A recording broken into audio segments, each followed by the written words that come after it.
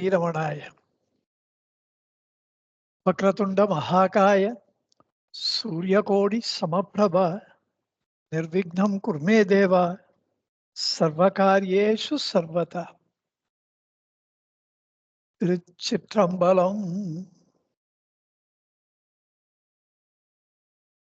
தாயுளே அன்பு வைத்தார், தந்தையுள் அறிவு வைத்தார், தீயுளே புனலை வைத்தார், தீம்பரை தேம்ப வைத்தார், வாயுளே வாய்மை வைத்தார், வாழ்த்துவார் கருளும் வைத்தார், வாயுளே வாய்மை வைத்தார், வாழ்த்துவார் கருளும் வைத்தார், வேயுளே முத்தம் வைத்த வெங்கட முத்தனாரே,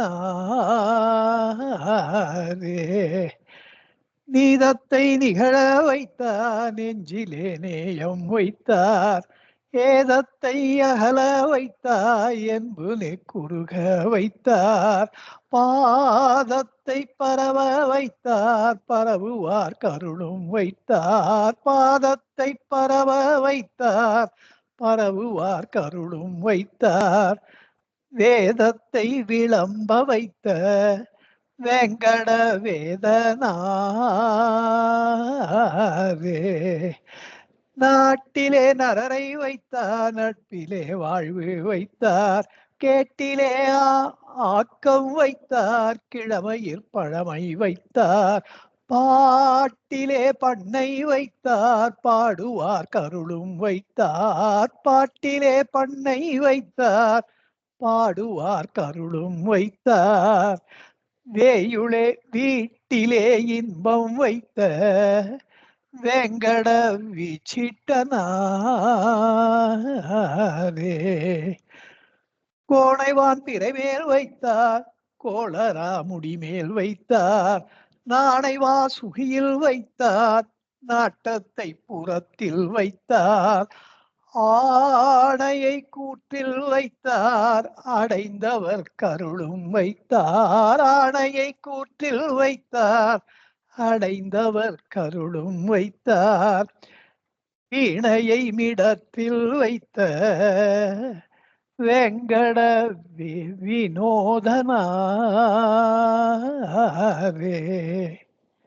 சேரனல் இனங்கள் வைத்தார், செய்ய தஞ்சேவை வைத்தார், சேரனல் இனங்கள் வைத்தார், செய்ய தன் சேவை வைத்தார், தேரமை ஞானம் வைத்தார், தேக்கானந்தம் வைத்தார், தேரமை ஞானம் வைத்தார், தேக்கானந்தம் வைத்தார், வாரமென் சொல்லில் வைத்தார், வழுத்துவார் கருளும் வைத்தார், வாரமென் சொல்லில் வைத்தார், வழுத்துவார் கருளும் வைத்தார், வீரமெட்டூரில் வைத்த வெங்கட வீரனாரே,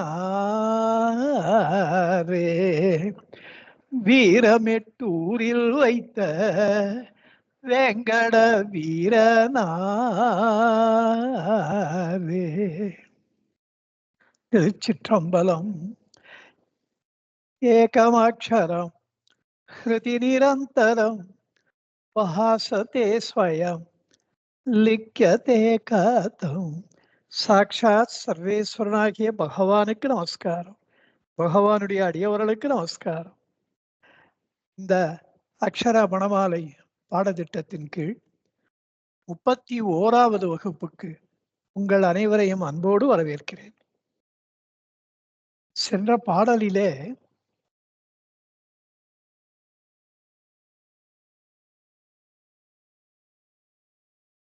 எனக்கு அருள்பாலியுங்கள் என்ற ஒரு வேண்டுகோளை அவர் வைத்ததை பார்த்தோம். உன் பவிசு கண்டு ஊர அருள் அருணாச்சலா என்று வேண்டியதை பார்த்தோம். அந்த வேண்டுகோளை ஏற்று அருணாச்சலேஸ்வரர் அவருக்கு ஆத்ம ஞானத்தை அளித்தார் என்பதை அடுத்த பாடல், அதாவது 76வது பாடலிலே விளக்குகிறார். மலை மருந்திட நீ மலைத்திடவோருண் மலை மருந்தாய் ஒளிர் அருணாச்சலா, அருணாச்சல சிவ அருணாச்சல சிவ அருணாச்சல சிவ அருணாச்சல. மலை மருந்திட நீ மலைத்திடவோ. மலை மருந்திடன்னா மலைப்புக்கு மருந்திட. மலைப்பு எது? அகந்தை மலைப்பு. இந்த அகந்தையை அழித்து ஒழித்து தீர்த்து அதை வேரோடு வேரறுத்து இப்படியெல்லாம் செய்வதற்கு எனக்கு நீங்கள் ஒரு மருந்தை கொடுக்க வேண்டும். அது பிணி. பிணியை அகற்ற மருந்து வேண்டும். அதுக்கு நீ மலைத்திடவோ. நீங்க ஏன் மலைத்து போகிறீர்கள்? அதாவது ஒரு சட்டுல ஒரு விஷயம் சொல்றாரு இவருங்க. சில பேர்கிட்ட ஏதாவது ஒரு விஷயம் சொன்னோம்னு வச்சுக்கோங்களேன், அவ அப்படியா? ஆ அவ அது கேட்கறதே ஒரு ஷாக்கா தான் கேட்பா. அவர் எந்த ஒரு புது விஷயமும் ரிசீவ் பண்றதே it will be shocking to them. ஓ! அதுதான் அப்படியே ஷாக் ஆயி மலைச்சு போய் அப்படியே செய்வதறியாது திகைத்து நின்று விடுதல். அந்த ஃபுல் மீனிங்ல இங்க சொல்றாரோ அப்படின்னு எனக்கு சில சமயம் தோணும். ஏன்னா அப்படியே ஷாக் ஆகி அப்படியே மலைச்சு போய் இதுக்கப்புறம் நம்ம என்னடா பண்றது? இந்த மாரி ஒரு ஒரு ரிக்வெஸ்ட் இந்த மாரி ஒண்ணு நம்ம ஏதோ நம்மளால முடிஞ்சத கேட்பான்னு நெனச்சோம். இது மாரி கேட்டாலே அந்த மாரிலாம் நீங்க நெனச்சுக்கிறீங்களா? அதுக்கு உங்களுக்கு அவசியம் இருக்கா? ஏனென்றால், அருள்மலை மருந்தாய் ஒளிர் அருணாச்சலா. உங்களுடைய அருளே ஒரு மாபெரும் மருந்தா இருக்கு. அதுவும் பெரும் மலையா இருக்கு. ஏதோ கொஞ்சம் தான் இருக்கு. நான் இதையும் குடுத்துட்டா நான் என்ன பண்ணுவேன்ற அப்படியே நீங்க மலைச்சு போறதுக்கெல்லாம் ஒண்ணும் அவசியமே கிடையாது. அப்படி ஒரு பொருள். அது வேண்டுதல். நீ மலைத்திடுவோன்றதுல இப்படி பொருள். இது அருளிவிட்டார்ன்னு அனுபவத்த சொல்லணும்னா, மலை மருந்திட நீ எனக்கு இந்த அகந்தை மலைப்பு தீர் தீர்த்து விட, அதை தீர்க்க மருந்திட எனக்கு மருந்து குடுத்துட்டீங்க. எனக்கு ஆத்ம ஞானம் வந்துடுத்து. நீ மலை மருந்திட, நான் மலைத்திடவோ? இனிமே எனக்கு எந்த அகந்தை மலைப்பு எனக்கு இனிமே எங்க இருக்க போறது? அந்த அகந்தைக்கு உண்டான மருந்தை குடுத்து என்னை ஆத்மவஸ்துவாக்கி விட்டதினாலே, இப்போ உங்கள பார்க்கும்போது எனக்கு எப்படி இருக்குன்னா, அருளே மலை மருந்தாக ஒளிர்கின்ற அருணாச்சலா. எப்படிப்பட்ட ஒரு திவ்யமான ஒரு தரிசனத்தை எனக்கு நீங்கள் செய்து வைத்திருக்கிறீர்கள். இன்னொன்று, இது ஏதோ இப்பதான் நான் உங்கள பார்க்கிறதுன்றது இல்ல. எப்பவுமே நீங்க அப்படிதான் இருந்திருக்கீங்கன்றதையும் நான் இப்போது தெரிந்து கொண்டேன். எந்நாளும் எந்நேரமும் எஞ்ஞான்றும் எப்பொழுதும் அருள் மலை மருந்தாக அருளே மலையாக அருணாச்சல மலையாக அந்த இந்த அகந்தை பிணிக்கு மருந்தாக எப்பொழுதும் முக்காலமும் எக்காலமும் ஒளிர்கின்ற அருணாச்சலா. அங்க ஒளிர் என்ற வார்த்தை வினைத்தொகையா ரொம்ப எஃபெக்டிவா போட்டிருக்கார். இப்படி வினைத்தொகைக்கு நிறைய பாடல்களுக்கு நான் அர்த்தம் சொல்றதுக்கு முதல்ல எனக்கு இத கத்துக் குடுத்தது இந்த பாட்டு தான். ஏன்னா இங்க மலைமருந்தாய் ஒளிர் அப்படின்னும் பொழுது எப்பொழுதும் ஒளிர்ந்து கொண்டிருக்கின்ற என்பதை மிக ரொம்ப ஸ்பஷ்டமா தெளிவா எடுத்துச் சொல்கின்ற பாடல் இது. இந்த பொருள் தமிழ் இலக்கணப்படி சரியானதுதான் எனக்கு என்று எனக்கு ஒரு தைரியத்த கொடுத்த பாடல். அந்த வகையில இந்த பாடல் என் உள்ளம் அவர் சொல்வாரு ஞானசம்பந்த மூர்த்தி. என் உள்ளம் கவர்கள்வன்னு. அப்படி என் உள்ளம் கவர் கண்ணி. இந்த பாடல் அருணாச்சல அக்ஷர மணமாலையிலே அப்படிப்பட்ட ஒரு பாடல் இது. இன்னொன்னு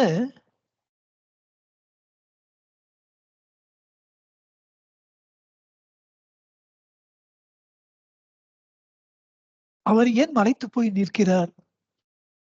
அப்படின்றதுக்கு ஒரு அர்த்தம் சொல்லலாம். அதான் இந்த 2 பொருள் முக்கியமானது. ஒன்று வேண்டுகோள், ஒன்று விளைவு கூறல்.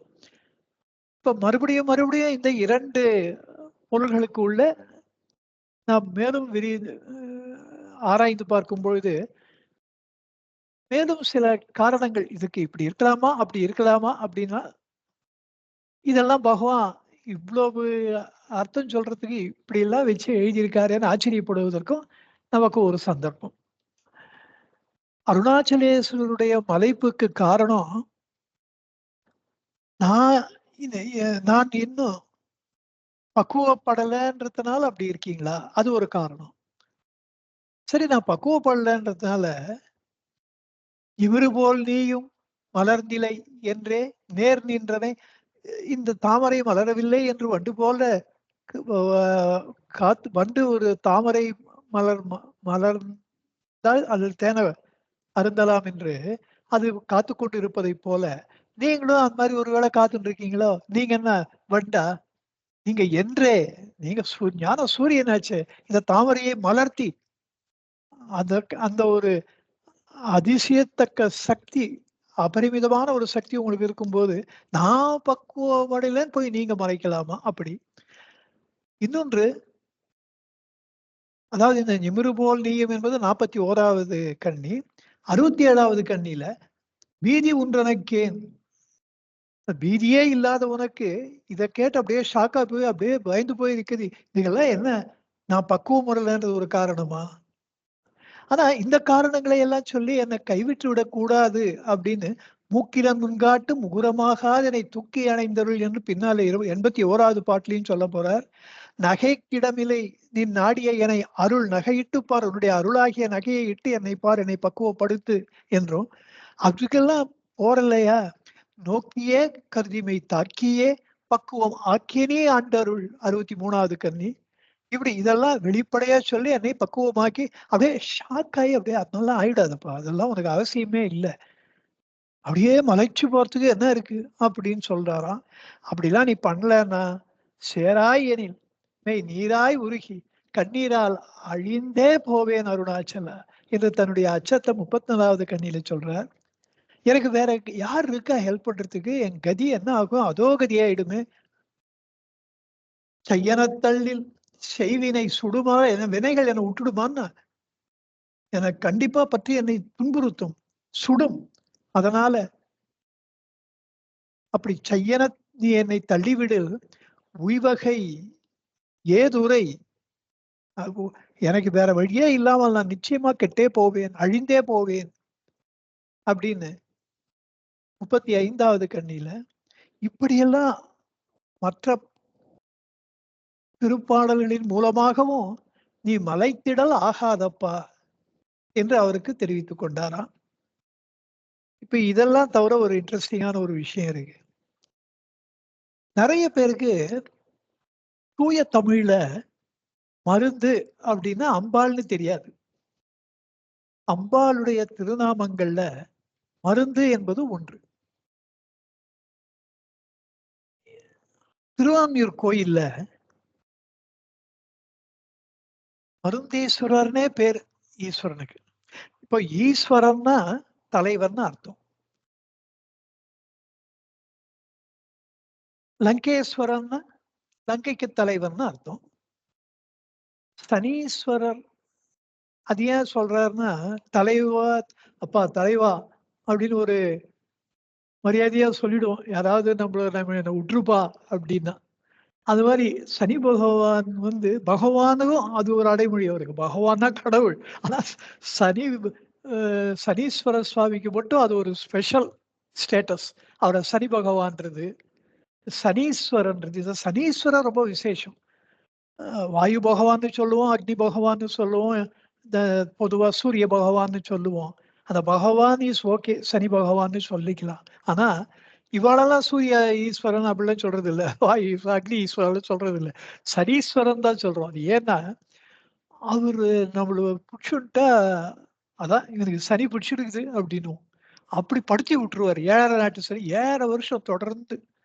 அதனால தான் அவருக்கு பயந்துட்டு ஈஸ்வரன்னு சொல்லிட்டா அவரு. சனீஸ்வரன்னு.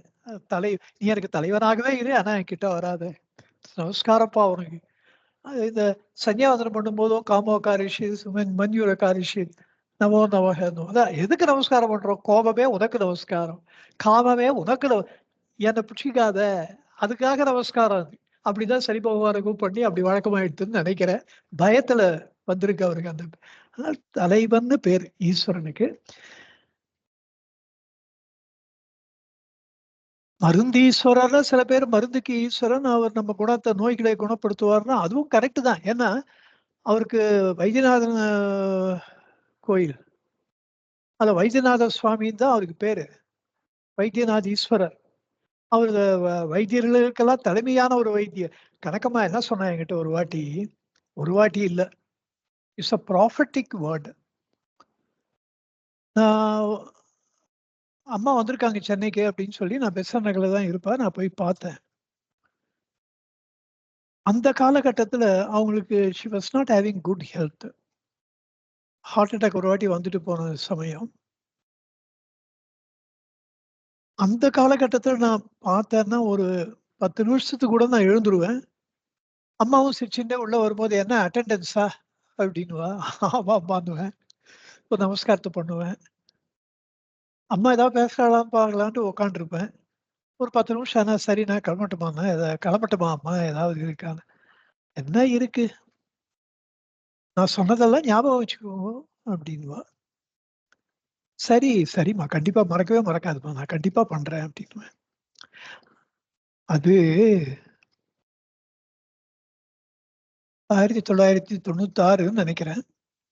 நீங்க முருகனார் சுவாமி பாடல்களுக்கெல்லாம் அர்த்தம் எழுதி வச்சுருங்க. இல்லன்னா எதிர்காலத்துல இதெல்லாம் யாருக்குமே புரியாம போயிடும். அப்படியே ஏட்டோட நின்னு போயிடும். அப்போ 2 வருஷம் நான் எழுதல. 98ல கொஞ்சம் கடிந்து கோச்சுண்டே சொன்னா.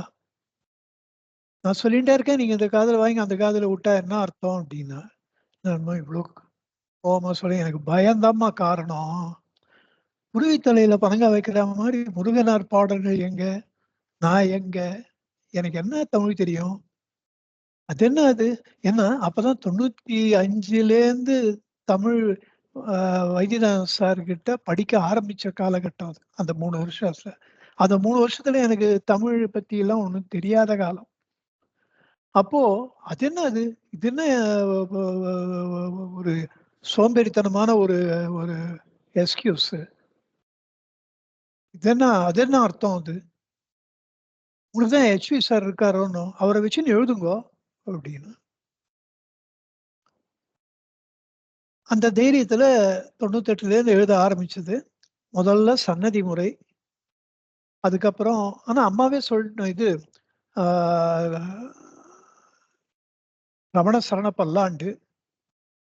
அப்புறம் குரு ரமண பிரசாதம், ஸ்ரீ ரமணானுபூதி, அப்புறம் ஸ்ரீ ரமண தேவமாலை. அப்புறம் அம்மாவே சொல்லிட்டா, அப்ப இருக்கும்போதே அப்பவே சொல்லிட்டா, "நீங்க குருவாச்சக கோவைக்கு சாதுவ சுவாமிகள் எழுதிட்டாரு. நீங்க அத டச் பண்ண வேண்டாம். ரவண ஞான போதம் 9 வால்யூம். ஒரு வால்யூலயும் 2000 பாட்டு. அவ்வளோத்துக்கும் உட்காந்து நீங்க எழுதுறதுன்றது முடியாது.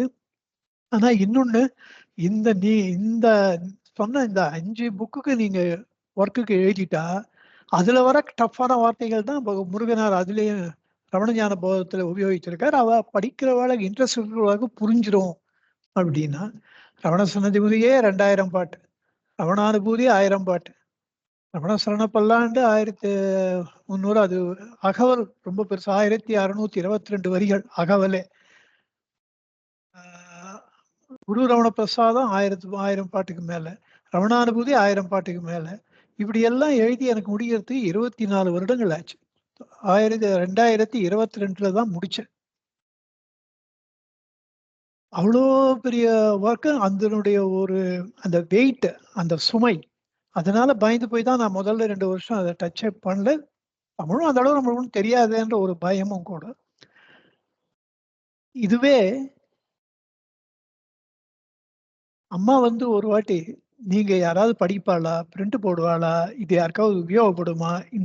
இதெல்லாம் இந்த கணக்கீடுகள்" அப்படியே சொன்னேன். "கணக்கீடுகள் வேண்டாம். நீங்க எழுதுங்க. நான் சொல்றேன் எழுதுங்க." அப்படின்னா. இதுவே இன்னொரு அன்பர் அம்மாவோட ரமணோபதேச நூன்மாலையும், உபதேச நூன்மாலையும், அனுவாத நூன்மாலையும் 2ம் பெரிய பெரிய வால்யூம்ஸ். அது ஆங்கிலத்தில மொழிபெயர்த்துன்னு இருந்தா. அப்ப அவ கிட்ட என்ன சொன்னா, அந்த அம்மா கிட்ட, "இதெல்லாம் யாராவது பிரிண்ட் பண்ற ஆசிரமத்தில போய் கிளியரா கேட்டுக்கோ. பிரிண்ட் போடுறதா இருந்தா எழுது. இல்லன்னா மெனக்கெடாத" அப்படின்னா. அப்புறமா நான் அம்மாவ கேட்டேன். என்னம்மா அவளுக்கு ஒரு அட்வைஸு, எனக்கு ஒரு அட்வைஸு. அவள எந்த எழுதாதேன்றீங்க. என்ன நீ பிரிண்ட் போட்டா என்ன, போடாட்டான்னா எழுதுங்கன்றீங்க. அப்படின்னா, உங்களுக்கு அப்படித்தான் அப்படின்னு ரொம்ப ஒரு கோவமா சொன்னா, ஐயையோ! கோச்சிக்காதீங்கம்மா, நான் கண்டிப்பா பண்றேன். தான் எழுத ஆரம்பிச்சுட்டேனே அப்படின்னு. அதாவது இந்த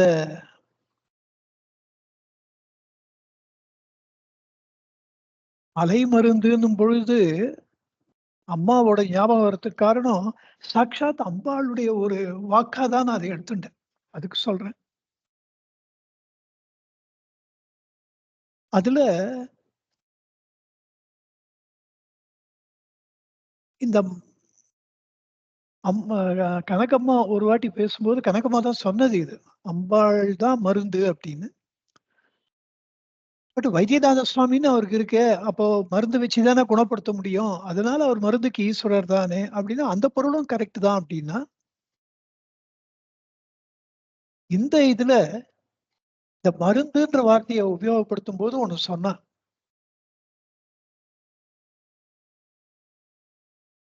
இந்த விளக்க உரைகள் எல்லாம் மருந்துன்னா. அப்பதான் சொன்னா. அருணாச்சலேஸ்வரர் பகவானா வந்து, பகவான் முருகனார் மூலமா இந்த 30,000 பாடல்கள கொடுத்து, இவ்ளோ மருந்தே மலையா தான் இருக்கு அவர்கிட்டன்னா. அது ஒரு பொருள். அது வந்து சாக்ஷாத் நல்ல ஒரு ஞான ஞானி உடைய வாக்கிலேருந்து வந்த வார்த்தை. இந்த 30,000 பாடல்கள் என்கின்ற ஒரு மாபெரும் மலையாக விளங்குகின்ற மருந்து முருகனார் நம்மளுக்கு கொடுத்திருக்கார். நீங்கலாம் சொல்லலாம், ஏன் இவ்ளோ வசதியா சொல்றார் முருகனாரு? இது த ரொம்ப டஃப்பான தமிழ்ல எழுதிட்டார். அதுதான் அம்மாக்கு ரொம்ப மனச உறுத்தியிருக்கு. இது மருந்து ஸ்ரீராம். இது மருந்து. மருந்து நீங்க எல்லாருக்கும் எடுத்து குடுக்கணும் அப்டின்னா. அஃப்கோர்ஸ் அந்த வார்த்தைகள் தான் எனக்கு 24 வருடங்களுக்கு இன்ஸ்பைரிங்கா இருந்தது. அத எழுதி முடிக்கிற வரைக்கும்.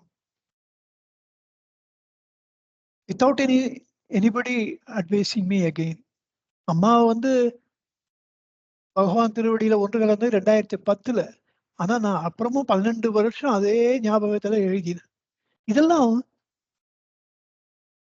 அந்த வாக் சக்தின்றது. அவ சொல்லிட்டா, அது அதுவே நம்ம உள்ள ஒர்க் பண்றது. இந்த ஒரு மாபெரும் மருந்து. இந்த மருந்த நீங்க அனுபவிச்சீங்கன்னு வச்சுக்கோங்களேன், பாரதியார் பாடல்கள், ஈவன் கம்பராமாயணம், சிலப்பதிகாரம் எல்லாமே இதுக்கு அடுத்தபடின்ற ஒரு எண்ணம் பிடிபடும். அதாவது உண்மை புரியும். கண்ணதாசன் இதெல்லாம் ஒண்ணுமே இல்ல. நம்மளுக்கு ரொம்ப பெருசா கூவலாமையை, குறைகடலாமையைன்ற மாரி கணத்துல இருக்கிற ஆமையா இருக்கிறதுனால நம்மளுக்கு வந்து கடலுடைய எவ்வளோ பெருசுன்னு தெரியல. மகிமை தெரியல. ஆனா, இது மருந்து. மலை போல இருந்தாலும் முருகனார் பாடல்கள் ஒரு மருந்து. அப்ப சொன்னா, இந்த மலை மருந்துன்னு ஏம்மா வந்ததுன்னு, "ஹிமாச்சல புத்திரி தானே" அப்டின்னா. ஹிமவானுடைய இப்போ அவரு பெங்களூர் நாராயணன், இவரு நாகர்கோயில் கிருஷ்ணன்னா 2 பேர் 3 பேர் கிருஷ்ணர் தான் நாகர்கோயில் கிருஷ்ணான்னுவோம். அது மாரி மலை மருந்துன்னு ஏன் சொன்னான்னா, அந்த ஹிமாச்சல புத்திரியாக இருக்கப்பட்டவள் அப்படிதான் ஸ்பெசிஃபிக்கா சொல்லணும்னா, மருந்துன்னா அம்பாள், மலை மருந்துன்னா மலைக்கு உரியவளாகிய அந்த ஹிமாச்சலத்துக்கு உரியவளாகிய மருந்து. அப்படிப்பட்ட அம்பாள். அப்படி சொல்றாராம் இவரு.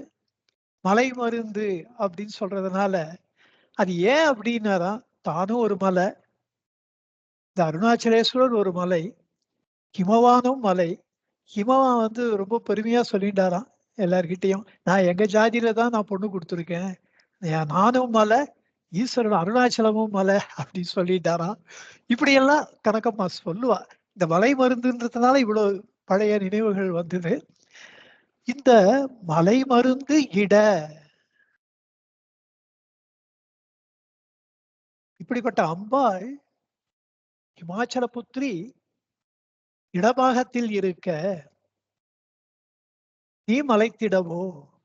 அதுவும் எப்படி இடபாகத்துல இருக்கான்னா, யார்கிட்டயோ ஒரு டொனேஷன் போறோம். என்னை இவர் வெங்கட்டு அழைச்சுன்னு போவார். இவாள போய் பார்க்கலாம், அவாள போய் பார்க்கலாம். சென்னை வந்தா ஆஃபீஸ்க்கே போ விட மாட்டார். என் கூட வா, நீ ஆஃபீஸ் தான் இருக்கட்டும் வான்னு அழைச்சுன்னு போவார். அது போயிட்டு வந்துட்ட அப்புறம் கூட வந்தவா இன்னும் 2, 3 பேர் வருவா. வந்தாக்கா பேசும்போது, அது அவர் ஒய்ஃப் இருந்திருந்தா, இன்னும் கொஞ்சம் நெறைய கிடைச்சிருக்கும் அப்படின்னுவா. அப்படி அம்பாள் சொரூபமா பெண்கள் இருக்கிறதுனால, இயற்கையிலேயே கொஞ்சம் பண்ணணும் அப்படின்ற எண்ணம் அவளுக்கு உண்டு. அவ இல்லாம போயிட்டா அங்க. அன்னைக்கு இல்ல. நம்ம போற நேரத்துல அந்த அம்மா இல்ல. நம்ம நம்ம அதிர்ஷ்டம் அப்படின்னு. அப்படிலாம் அருணாச்சலேஸ்வரர நீங்க சொல்லவே முடியாது.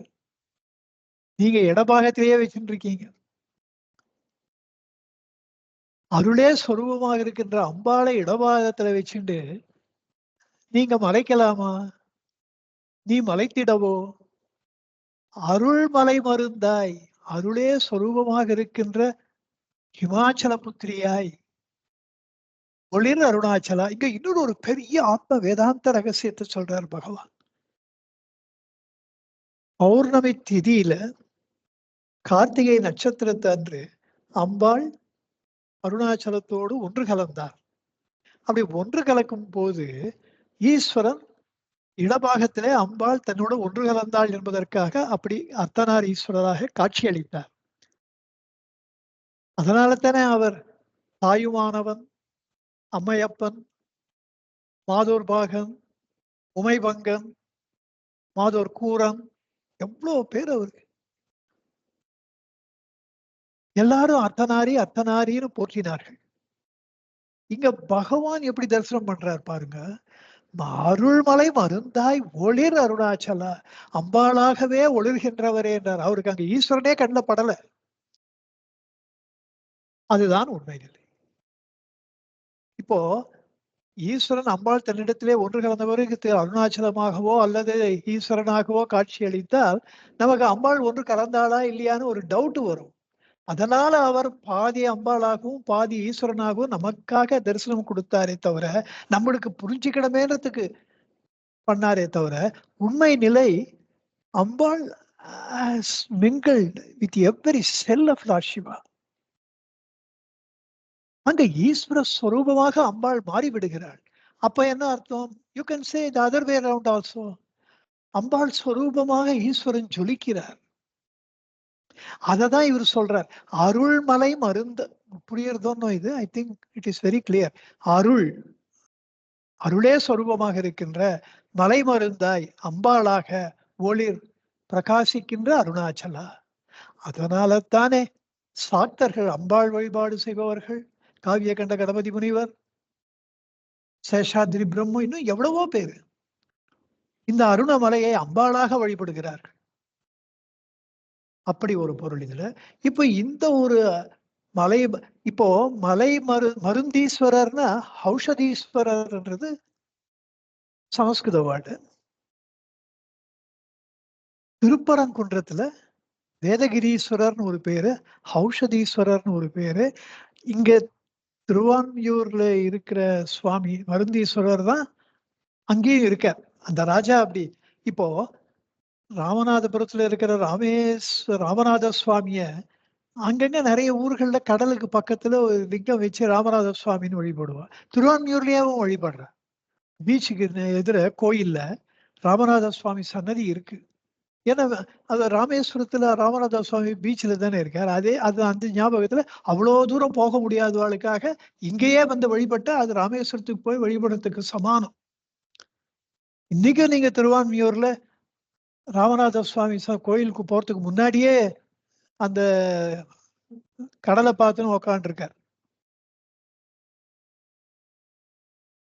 அப்படி திருக்கழுக்குன்றத்துல ராஜா வந்து இந்த மருந்தீஸ்வரருடைய ரிப்ளிகா அப்படிதான் அங்க கட்டினார். அது வேதகிரீஸ்வரர்னு ஒரு பேரு, ஔஷதீஸ்வரர்னு ஒரு பேரு, தமிழ்ல சொன்னா மருந்தீஸ்வரர். அம்பாள் பேரு ஒன்னேதான். இங்க வேதகிரீஸ்வரர் திரிபுர சுந்தரி அம்மன் இருக்கா மாதிரி இல்ல. அம்பாளுக்கு வந்து திரிபுர சுந்தரி, திருக்கழுக்குன்றத்திலையும் அதேதான், திருவான்மியூர்லயும் அதே திரிபுர சுந்தரி என்ற பேர் தான். இப்படி மருந்துக்கு ஈஸ்வரர், அம்பாளுக்கு ஈஸ்வரராக இருக்கப்பட்டவர் மருந்தீஸ்வரர். மருந்து கொடுக்கிறதுனால அவர் மருந்தீஸ்வர். இப்படியெல்லாம் பொருள்கள் உண்டு. இந்த இப்ப இப்ப இதை ஒரு ஆதாரமாக பேஸா வச்சிருந்து இன்னும் 2 வேண்டுதல் இதை சொல்லலாம். மலை மருந்திட நீ மலைமகளை அலைமகள் கலைமகள் அலைமகள்னா மகாலட்சுமி பார்க்கடல்ல, கலைமகள்னா சரஸ்வதி, மலைமகள் அம்பாள், அதுதான் மலை மருந்து. இப்போ மலை மருந்து இடபாகத்தில் வைத்திருக்க இருக்கின்ற நீ எனக்கு ஆத்ம ஞானத்தை அருளியதினாலே நான் மலைத்திடவோ, மலை மருந்திட நீ மலை மருந்து எனக்கு இட்டாய், மருந்திட நான் மலைத்திடவோ, எனக்கு ஆத்ம ஞானத்தை கொடுத்தாய். ஏன் கொடுத்தாய்? அம்பாள் உங்க பக்கத்திலேயே அருளே சொருபமா இருக்கின்ற அம்பாளாக நீ இருப்பதினாலே எனக்கு கொடுத்தாய். அந்த காட்சியை எனக்கு காண்பித்தும் கொடுத்தாய். அருள் மலை மருந்தாய் ஒளிர் அருணாச்சல. இன்னொன்று, அம்பாள் மாதிரி அருளே சொரூபமாக இருக்கவரை வச்சுண்டு நீ தயங்கலாமா? நீ மலைத்திடவோ, எனக்கு ஆத்ம ஞானத்தை அருள்பாலியுங்கள் அருணாச்சலா. அது வேண்டுகோள். ஒன்று விளைவு கூறல், ஒன்று வேண்டுகோள். இப்படியெல்லாம் இந்த மலை மருந்திட நீ மலைத்திடவோ, அருள் மலை மருந்தாய் ஒளிர் அருணாச்சலா என்பதிலே ஒரு பரம ஞான ரகசியங்களை அப்படியே ஜாம் பேக்டா புகுத்தி வைத்தாராம் பகவான். இனி அடுத்த பாடல். இன்னொன்று, அருணாச்சல புராணத்திலேயே சொல்லியிருக்க அம்பாளுக்கு மலை மருந்துன்னு பேரு. மரணபவம் அறுக்க நல்ல மருந்தாகும். நம்முடைய மரண பவத்தை தெரிவதற்கு ஒரு நல்ல மருந்து இருக்கின்றது. அதற்கு மலை மருந்து என்று ஒரு பெயர். அம்பாளை வழிபட்ட சர்வ நிச்சயமாக நமக்கு மோட்சம் அப்படின்னு அருணாச்சல புராணம் சொல்றது.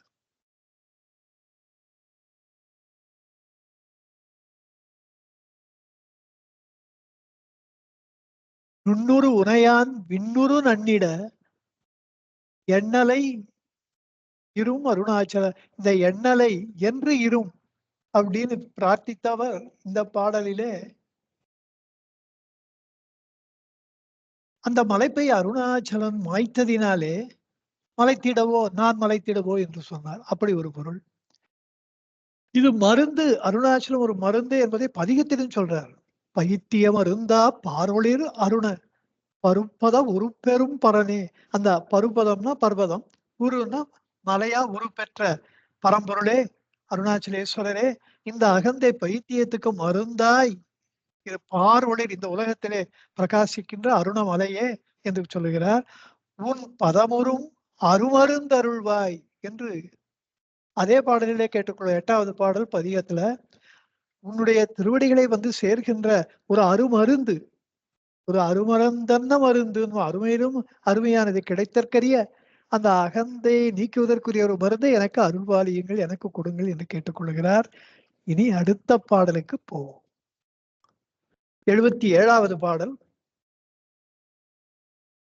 மானங்கொண்டுருபவர் மானத்தை அழித்த அபிமானமில்லாதொளிர் அருணாச்சலா அருணாச்சல சிவ அருணாச்சல சிவ அருணாச்சல சிவ அருணாச்சல. மானம் கொண்டு உருபவர், மான அவமானங்கள் இதெல்லாம் அகந்தை மதி படைத்தவர்களுக்குத்தான். அப்படி அகந்தை மதியோடு உருபவர்கள் உங்களை வந்து நாடுபவர்களுடைய அந்த அகந்தை மதியை அழித்து அவருக்கு ஆத்ம ஞானத்தை அருளி, ஆனா நம்ம என்னமோ ஒண்ணுமே செய்யாத மாதிரி, தனக்கும் இதற்கும் எந்த விதமான சம்பந்தமும் இல்லை என்று இருக்கின்ற அருணாச்சல.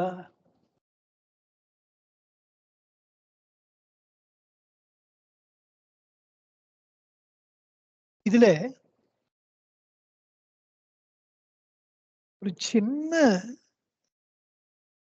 விவகாரங்களை பண்றவா கூட, ஒரு உதவி பண்றவா கூட அது பெருசா போர்டு போட்டுப்பா. அந்த மாதிரியான அப்படி இருக்கின்ற இந்த லோகத்துல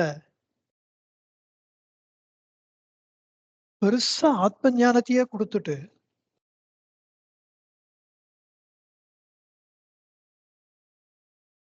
தனக்கு அதுக்கும் கொஞ்சம் கூட சம்பந்தமே இல்லாதவர் போல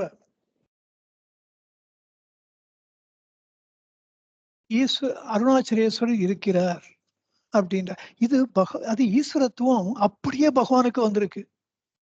அவர் அப்படித்தான் நிறைய பேருக்கு பார்வையினாலேயே அந்த தேகாபிமானத்தை அறுத்து அதுக்கும் தனக்கும் சம்பந்தம் இல்லாதவர் போல இருப்பார். நிறைய பேர் இதெல்லாம் சொல்லியிருக்கா. முக்கியமா ஆர்த்தர் ஆஸ்போர்ன் சொல்லியிருக்கார், முருகனார் சொல்லியிருக்கார். ஆனா முருகனார் சொல்றது ஒரு தமிழ் இன்பம். என்ன சொல்றார்? பொய்யற என்னை பொதுநோய்க்கு ஆண்டவர் இவர் தாமோ பிறரோ என்று ஐயுற நின்ற ஐயர் இவர் தாமோ.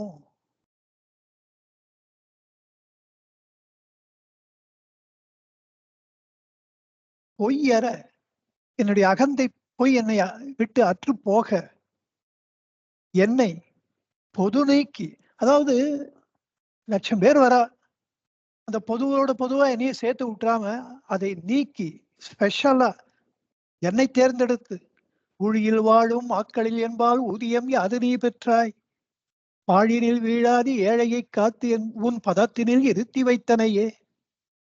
என்ன மட்டும் செலக்ட் பண்ணி பண்ணீங்களேன்னு பகவான் சொல்ற மாதிரி முருகனாரும் சொல்றார். பொய்யர அன்று என்னை பொது நீக்கி ஆண்டவர் எனக்கு தனிப்பட அருள்பாலித்தவர் தாமோ பிறரோ என ஐயுற நின்ற ஐயர் ஐயுற நின்ற ஐயர் போலும் அப்படின்றார். அதாவது ஒரு வாட்டி இலை பறிக்க போனா அப்போ முருகனாரும் கூட போறார். பகவான் இவரை மட்டும் கஞ்சாட காமிச்சிட்டு ஒரு தனியா ஆயிடுச்சுன்னு போறார். அங்க ஒரு மேட்ல உக்காந்துக்கிறார். இதெல்லாம் கணக்கமா அப்படியே ஒரு வாரத்தை மாத்தாம சொல்றேன். முருகனார் கனகம்மாக்கு சொன்னது, கனகம்மா எனக்கு சொன்னது. அப்ப இவரு கீழே உட்காந்துக்கிறார். அப்ப பகவான் நிலை குத்திய பார்வையா இவரை பார்க்கிறார். இவருக்கு தேக பிரஜை போயிடுறது. இவருக்கு மறுபடியும் அந்த தேக பிரஜை சுய உணர்வு வந்த போது பார்த்தா சாயங்காலம் இருக்கு. ஆனா இவர் பகவானோட இலபரிக்க போனதோ மத்தியானம் 12 மணிக்கு. அந்த சமயத்துல ஒண்ணுமே புரியல அவருக்கு. ஏதோ ஒரு பழக்க தோஷத்துல என்னுடைய கால்கள் தன்னிச்சையாகவே என்னை கொண்டு வந்து பலாக்கொத்துல நான் இருக்கிற ரூம்ல விட்டுட்டு இருந்தாராம். அப்புறம் மறுநாள் ஆசிரமத்துல போய் பகவானை பார்த்தா இவர் இப்படி திருப்பி கூட பார்க்கலையா பகவான். இவரை பாப்பாருன்னு ஆசையா ஒரு நம்மள நேத்து பாரு உனக்கு என்ன இந்த ஞானத்தை உனக்கு கொடுத்துருக்கேன் பார் அப்படின்னு ஒரு சின்ன ஒரு அக்னாலஜ்மெண்ட் ஒண்ணுமே இல்லையா. அததான் சொல்றார் ஐயூரன் என்ற ஐயர் போலும் என்கிறார். இவர் தாமோ பிறரோ. அப்ப எனக்கே டவுட் வந்துடுத்துமா, இவர் தான் நேத்து அப்படி பண்ணாரா வேற யாராவது பண்ணாரா அப்படின்ற அளவுக்கு உதாசீனமா இருக்க. ரொம்ப பெரியவாள்லாம் அப்படித்தான் இருப்பா. நான் தான் பண்ணேன்னு சிறிது கூட காமிச்சிக்க மாட்டா.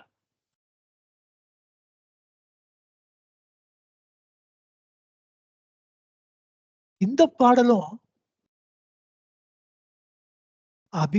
அபிமானமில்லாது ஒளிர் அருணாச்சல அப்படி அந்த ஒளிர்தல் அருள் அபிமானம் இல்லாமல் ஒளிர்தல் அருணாச்சலேஸ்வருடைய இயல்பு. ஒளிர் அருணாச்சலான்னு சேர்த்து படிக்கணும். பிரிச்சு படிச்சா ஒளிர்ன வினைத்தொகை ஆயிடுறது. ஒளிர்கின்ற ஒளிர போகின்ற எக்காலமும் பிரகாசித்துக் கொண்டிருக்கின்ற அருணாச்சலான் ஆகும். அபிமானம் இல்லாது எக்காலமும் பிரகாசித்துக் கொண்டிருக்கின்ற அருணாச்சலா. ஒண்ணு எக்காலமும் சுடர்விட்டு ஆத்ம ஜோதியாக பிரகாசிக்கின்ற ஆத்ம வஸ்துவாக பிரகாசிக்கின்ற அருணாச்சலா. அபிமானம் இல்லாத ஒளிர் இயல்பையுடைய அருணாச்சலா. இது அகந்தை வயப்பட்டவர்களுக்கு 3 விதமான ஆசைகள் இருக்கும். மூவாசைகள்னு சொல்லுவார். பெண்ணாசை, மண்ணாசை, பொன்னாசை.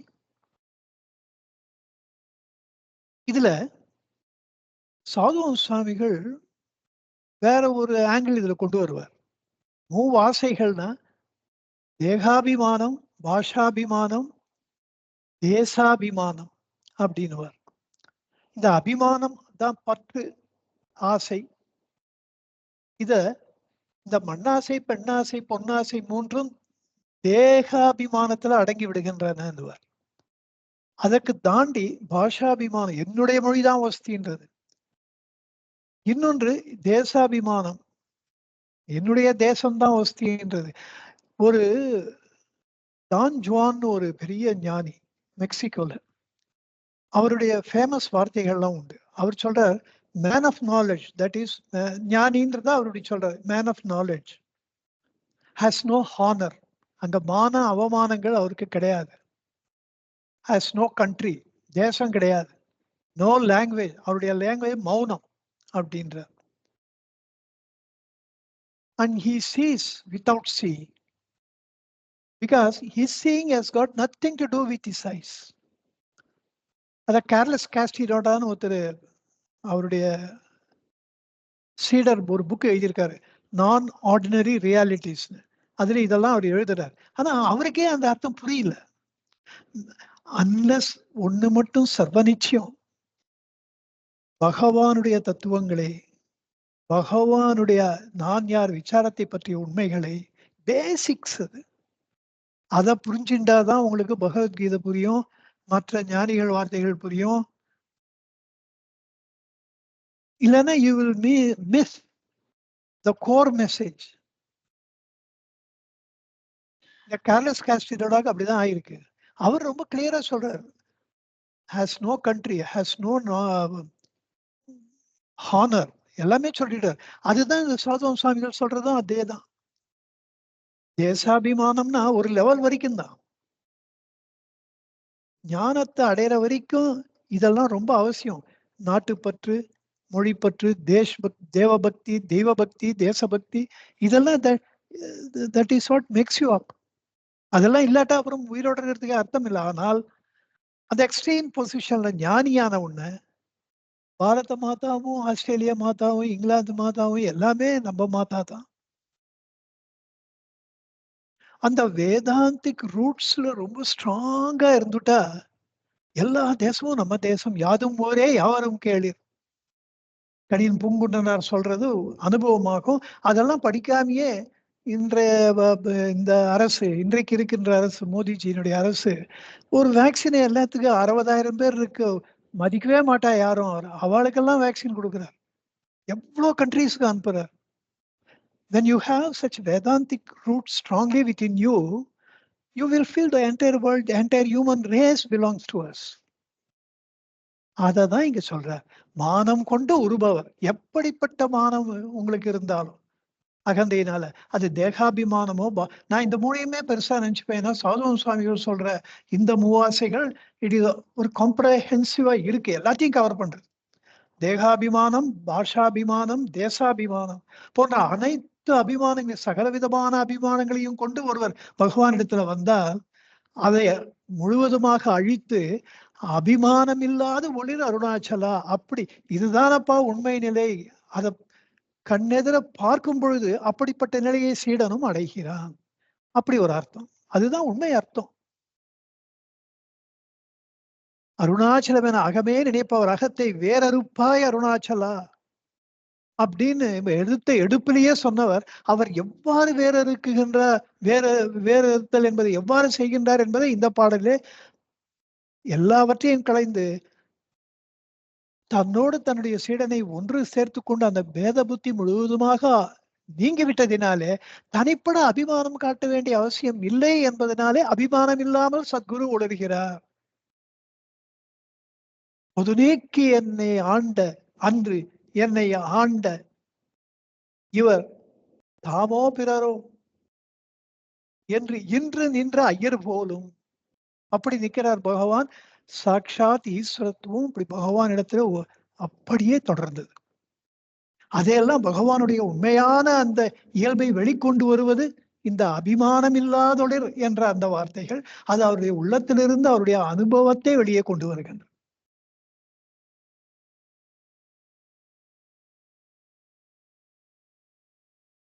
இன்னும் சொல்ல போனா தன்னுடைய உண்மையான ஆன்மஸ்வரூபத்திலிருந்து பிரமாதத்தினாலே தன்னை மறந்ததினாலே, நழுவியதினாலே, அகந்தை வயப்பட்டதினாலே, அப்படி அகந்தை வயப்பட்டாலும் கூட நமக்கு ஒரு துப்பறிவு என்கின்ற நான் என்கின்ற உணர்வை என்கின்ற மோப்ப சக்தி நமக்கு இருப்பதினாலே, நான் யார் என்ற அந்த உணர்வை தேடி தேடி கண்டுபிடித்துக் கொண்டு விட்டால், இந்த பக்தி செய்ய வேண்டும் என்றால் விபக்தி, இந்த பக்தி இல்லை என்ற நிலை நமக்கு எங்கிருந்து வந்தது? யோகம் ஒன்று கலக்க வேண்டும் என்று ஆர்வம் ஏற்பட்டால் அந்த யோகத்தை சாதித்தே தீர வேண்டும் என்ற நிலை, அந்த வியோகம், அந்த அதிலிருந்து பிரிந்தது எப்பொழுது நடந்தது, இதெல்லாம் யாருக்கு நிகழ்ந்தது என்று விசாரிக்கும் பொழுது அந்த நம்முடைய உண்மையான இயல்பு அகந்தை அல்ல, இந்த நான் நான் என்று தான் தானாக நமக்கு உள்ளே பிரகாசித்துக் கொண்டிருக்கின்ற அந்த தன்னுணர்வு ஜோதி, தன்னுணர்வு பிரகாசம், அந்த தன்னுணர்வே நம்முடைய உண்மையான இயல்பு என்பது தெரியும் பொழுது இந்த அகந்தை பொய்த்தோற்றம் முழுவதுமாக நம்மை விட்டு நீங்க தானே தானாய் ஒளிர்கின்ற அந்த தத்துவம் இதனை நாம் உணர்ந்து கொண்டு விட்டதினாலே நாம் வேறு, இந்த பரமாத்ம வஸ்து வேறு என்பது இல்லை. அந்த பரமாத்ம வஸ்துவே இந்த நான் என்கின்ற தன்னுணர்வு என்பது நன்றாக பிடிபடும் பொழுது அபிமானம் இல்லாமல் ஒளிர்கின்ற நிலை தன்னிச்சையாகவே நம்மை சேர்க்கிறது. இப்படி மற்றொரு பொருள், இந்த அகந்தை ஒட்டின்றிருக்கவாதான் இவர்கள் அந்த விசுத்த சத்து நிலைக்கு போய் சேருவார்கள். சுத்தாவத்திலே சைவ சித்தாந்த கோட்பாடு சுத்தாவத்திலே போய் சேருவார்கள். அப்பவும் அந்த பறை அருளை வேண்டி நிற்பார்கள். அந்த பறை ஒழிவு என்பதுதான் அபிமானம் இல்லாமல் ஒளிர். இதெல்லாம் நான் நிறைய விஸ்தாரமா பார்த்துட்டேன். உங்களுக்கு நான் இப்ப மறுபடியும் எக்ஸ்பிளைன் பண்ண வேண்டிய அவசியம் இல்லை. பறை ஒழிவு என்பதுதான் அபிமானம் இல்லாமல் ஒளிருது. அப்பொழுது இந்த அபிமானத்துக்குரிய இப்ப சில பேர் சொல்லுவா, மகா பிரிவா நான் போய் பார்த்தேன், என்கிட்ட பேசினார், எனக்கு இத்த பண்ணார், அத்த பண்ணார். இப்படி நம்முடைய சத்குரு கிட்ட போனா புட்டபதி பாபா இப்படி பண்ணார், எனக்கு ஒரு வாட்ச் வர வச்சு கொடுத்தார், என்னை பார்த்த உடனே அவர் முகம் பிரகாசமாயிடுத்து, என்னை தனிப்பட கவனிச்சா சாப்பிட்டு போனோம்னார். இந்த மாதிரியான அபிமானத்திற்குரிய சின்னங்களை வேண்டி நிற்பது என்பது அந்த அகந்தை அழிந்தவர்கள் விரும்ப மாட்டார்கள்.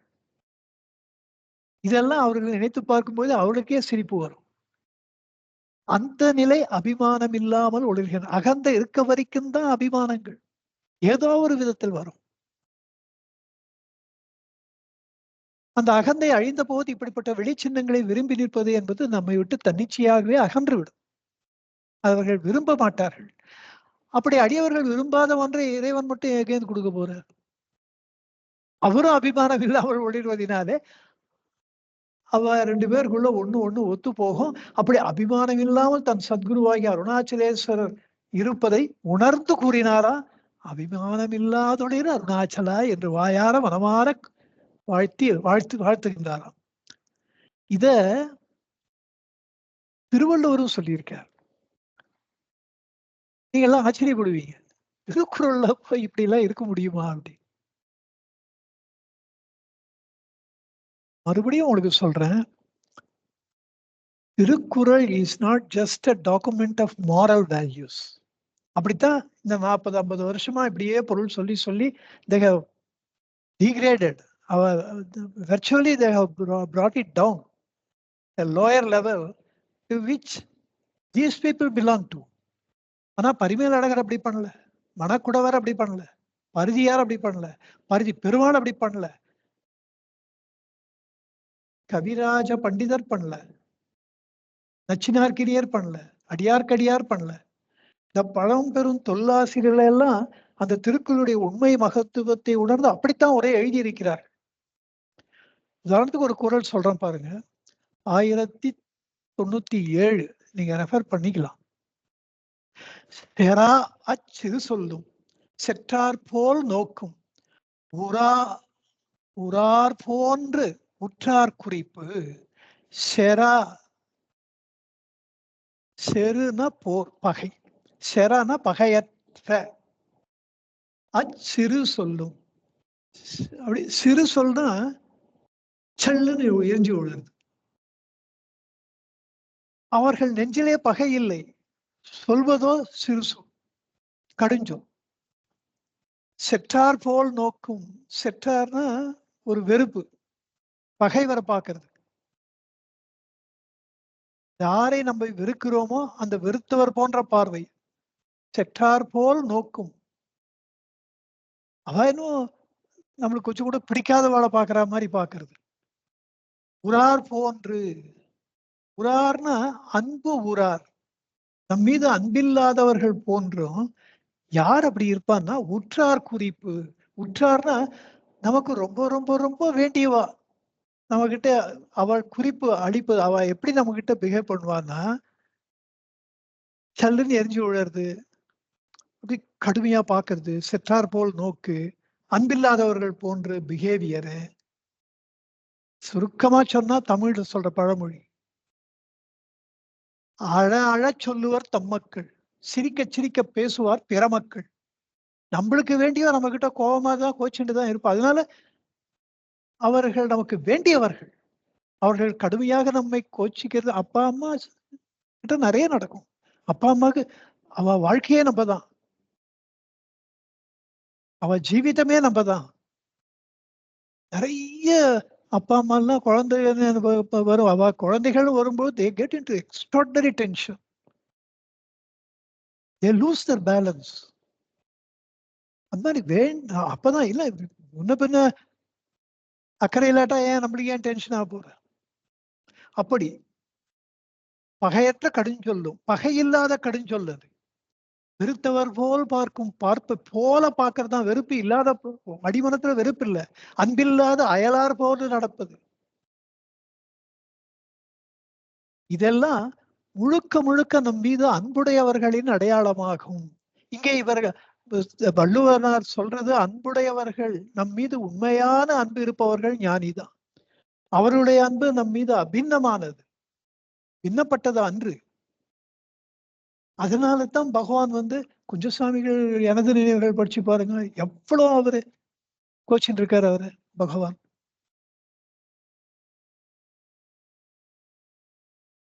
நிறைய பேருக்கு பகவான் திரும்பி கூட பார்க்காம நிஷ்டூரமா இருந்த நாட்கள் வாரக்கணக்கில் மாதக்கணக்கில் அதிகம்.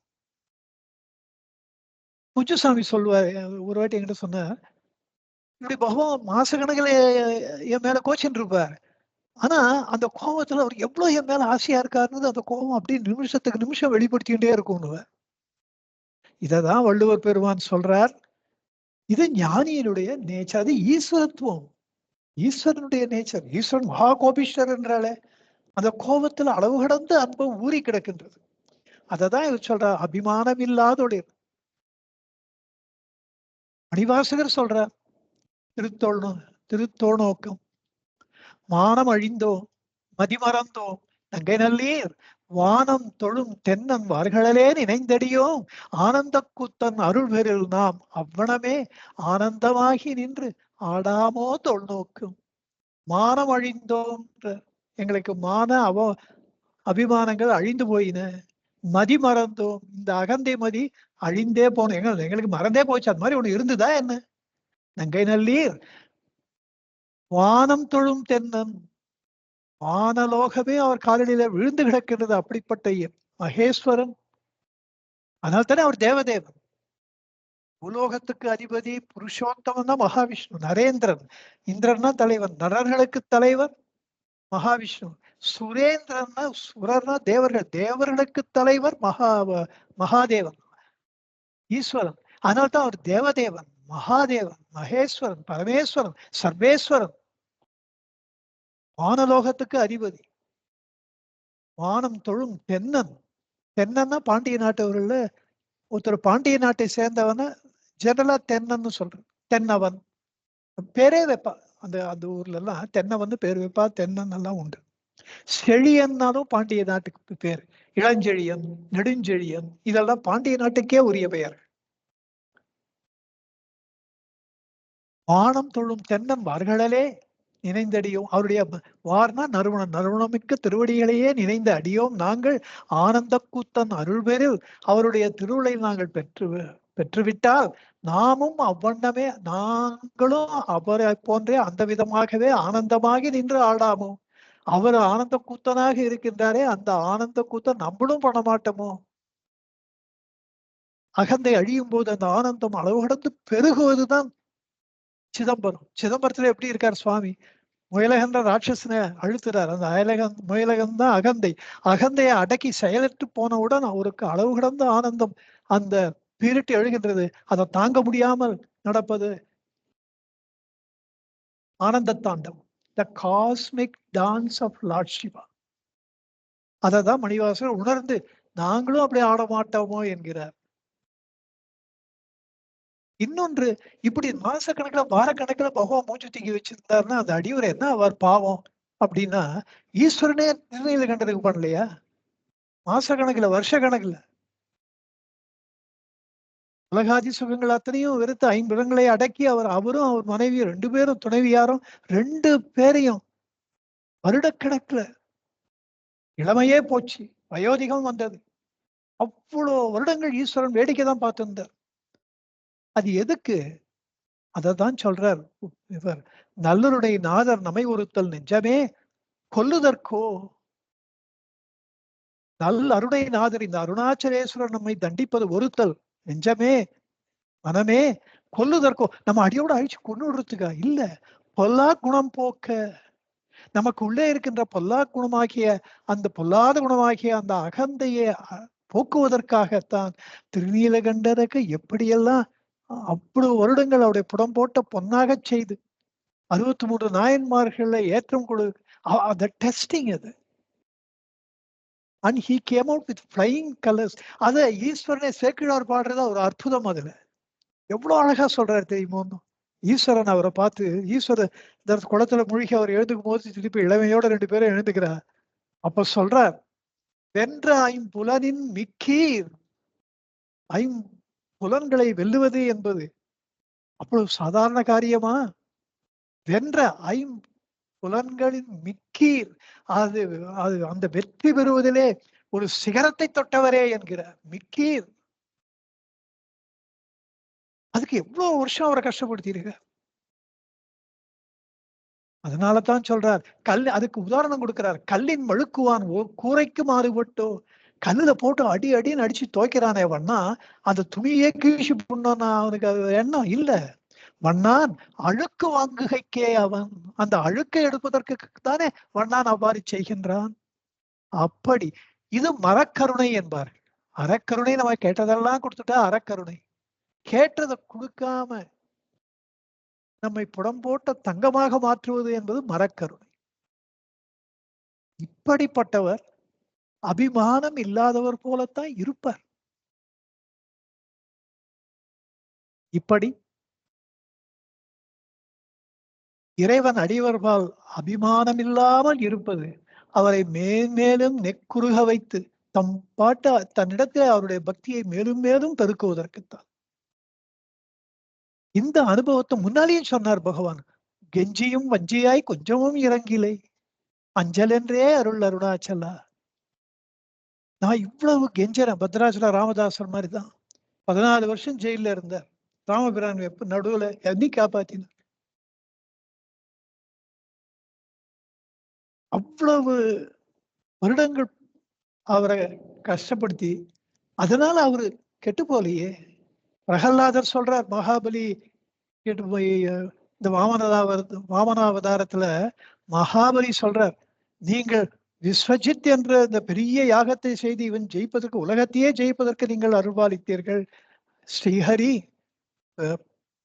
எம்பெருமான் நாராயணரே, வாசு இவர் மகாவிஷ்ணுவே நீங்க அவ்வளவு பெருசா நீங்க அவருக்கு பண்ணீங்க. இன்னைக்கு அந்த உலகத்தை நீங்கள் பறித்துக் கொண்டீர்கள். இது ஏதோ அவனுக்கு இதை விட பெருத்த ஒரு நன்மையை செய்வதற்காகத்தான் நீங்கள் இதை செய்திருக்கிறீர்கள். அதை நாங்கள் இன்று அறியோம் அப்படின்றார் பிரகலாதர். அதுதான் மரக்கருணை. சாதாரண ஒரு தேவலோக சாம்ராஜ்யத்தை அதை இச்சித்து இந்திரனுக்கு கொடுத்தார். ஆனா மகாபலிக்கு ஆத்ம ஞானத்தையே ஆத்ம உலகத்தையே கொடுத்தார். அது இந்த மன்மத்திரத்துல இல்ல, அடுத்த மன்மத்திரம் உனக்கு கண்டிப்பா தரேன். இப்போதைக்கு நீ சுதலம் என்ற பாதாளத்துல போயிரு, நான் அங்கே கதையை தாங்கியபடி உன்னுடைய கோட்டைக்கு காவல் இருப்பேன். எவ்வளவு பெரிய வார்த்தைகள். such an exalted position ஒரேடியா தூக்குறார். ஆனா கெஞ்சியும் வஞ்சியாய் கொஞ்சமும் இறங்கிலேன்னு கெஞ்ச வைக்கிறார். அது நம்முடைய உள்ளத்துல அந்த பக்தியை ஏற்படுத்தி அதை ஸ்திரமா பண்றதுக்கு. எங்க அப்பா அம்மா எனக்கு பக்தியை கொடுத்தா, ஆனா கனக்கம்மாள் அந்த பக்தியை பெருக்கினார்கள். என்னுடைய ஆன்மீக தாய் பகவானின் மீது எனக்கு இருந்த பக்தி 100 மடங்கு, ஆயிரக்கணக்கில், லட்சக்கணக்கில் பெருசா. அதுல ஒரு சிறிது கூட ஒரு தயக்கமோ தேக்கமோ, அதுல ஒரு சந்தேகமோ, அதுல ஒரு அதை பத்தி நினைத்து கூட பார்க்க முடியாமல் மேல மேல மேல பகவான் தான் சகலமும் அப்படின்ற அந்த ஒரு ஸ்ட்ராங்கா பண்ணது கனகம்மா. அவர் தமிழ் அறிவு கொடுத்தார். வைத்தியநாத் அவர்கள், வித்வான் வைத்தியநாதனுடைய ஆசிரியர். ஒரு பக்கம் தமிழ் அறிவு, ஒரு பக்கம் பக்தி. அப்போ இறைவனை கெஞ்சிக்கொண்டே இருப்பதுதான் நம்முடைய ஜீவிதம் என்பது நமக்கு புலப்படுகின்றது. இந்த வாழ்க்கை நமக்கு கொடுக்கப்பட்டதனுடைய ஒரே காரணம் பக்தியை யாச்சிப்பதற்குத்தான். அந்த பக்தி பெருகும் பொழுது அது நமக்கு ஞானத்தை தேட வைக்கின்றது. அப்போ அந்த மாதிரி புஸ்தகங்களை படிப்போம். நீங்களும் என்னைக்காவது ஒரு காலத்துல முருகனார் உடைய ரமணானுபூதி படிச்சு பார்க்கணும்னு உங்களுக்கு ஆசை வரலாம். சன்னதி முறை ஃபுல்லா படிக்கணும்னு ஒரு ஆசை வரலாம். அதெல்லாம் பாடல்களா தான் இருக்கும். அந்த பாடல்கள் இருக்கிற பொருளை பார்க்கும்போது நமது மனம் உருகும். இப்படி அது மேலும் பக்தியை வளர்க்கும். இந்த பக்தி தான் மனித வாழ்க்கையிலே இறைவன் நமக்கு அளித்த வரப்பிரசாதம். இவ்வாறு இறைவனை வேண்டுவதிலே தான் நம்முடைய வாழ்க்கையின் அர்த்தமே அடங்கி இருக்கின்றது. இதை மேலும் வளர்ப்பதற்கு அடுத்த கண்ணியிலே மேலும் வேறு ஒரு கோணத்திலே வேண்டுகோள் விடுக்கிறார் பகவான். அதை எப்படி இந்த கெஞ்சுதல் என்பதை இன்னும் ஸ்டெப் அப் பண்ற, அது நம்மளுக்கு கத்துக் கொடுக்கிறார். அந்த ரொம்ப இன்ட்ரெஸ்டிங்கான அந்த விஷயத்தை அடுத்த வகுப்பிலே பார்ப்போம் என்று சொல்லி இந்த வகுப்பை இந்த அளவிலே நிறைவு செய்கிறேன். நமோ ரமணாய நமோ ரமணாய நமோ ரமணாய நமோ நமோ நமோ ரமணாய நமோ ரமணாய நமோ ரமணாய நமோ நமோ. सर्वे जना सुखिनो भवन्तु, लोका समस्ता सुखिनो भवन्तु, सर्वसन्मंगलानि भवन्तु. ओम श्री रमणार्पणमस्तु. हरि ओम तत्सत्. हरि ओम तत्सत्. हरि ओम तत्सत्.